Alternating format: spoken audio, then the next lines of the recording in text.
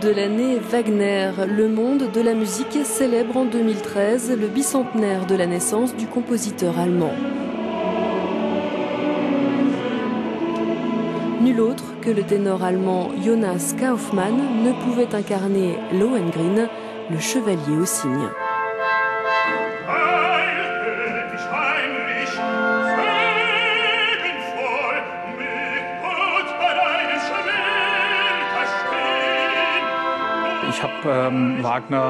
J'ai presque assimilé Wagner avec le lait maternel. Quand j'étais enfant, il était toujours en arrière-plan.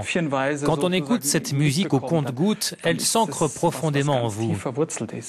Quelques années plus tard, quand je me suis penché plus près sur la musique, il y a eu tellement de souvenirs qui me sont venus en tête que j'avais l'impression d'avoir été enterré. La prestigieuse Scala de Milan a ouvert la saison avec le chef-d'œuvre de Wagner sous la direction de Daniel Barenboim.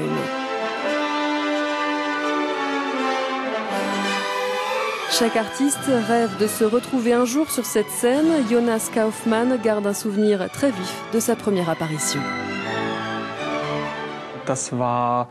C'était évidemment très excitant pour moi à l'époque. Je me souviens de cet instant avant la levée de rideau, quand les premières notes ont retenti. Ça a eu un tel impact sur moi que je me suis dit « Oh mon Dieu, je suis sur la scène de la Scala ».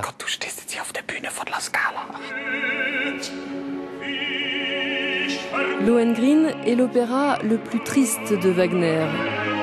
Dans cette œuvre, Elsa de Brabant est injustement accusée d'avoir tué son frère. Un chevalier apparaît alors pour la sauver, à condition qu'elle ne lui pose aucune question sur son nom. Mais elle commet la faute, obligeant ainsi le chevalier à la quitter.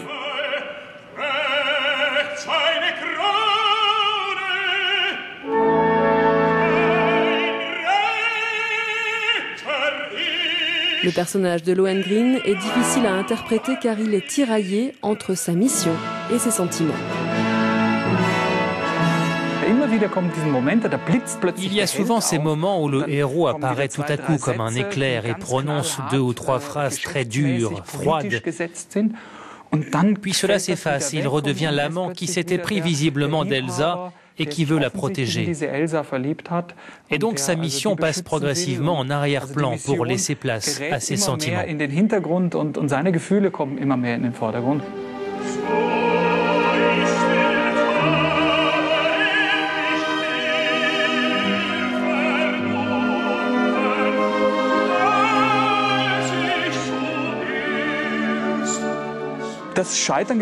J'aime la faillite du personnage, sa complexité. Jouer un super-héros qui n'a aucun défaut, c'est très ennuyant, je trouve. C'est bien plus intéressant de jouer un personnage qui a plusieurs facettes, qui est guidé par ses émotions.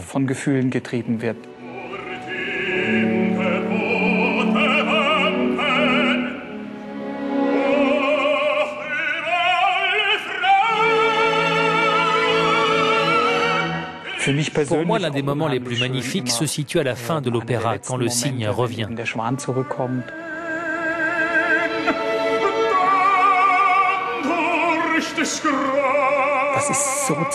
C'est si fragile, si doux, si délicat.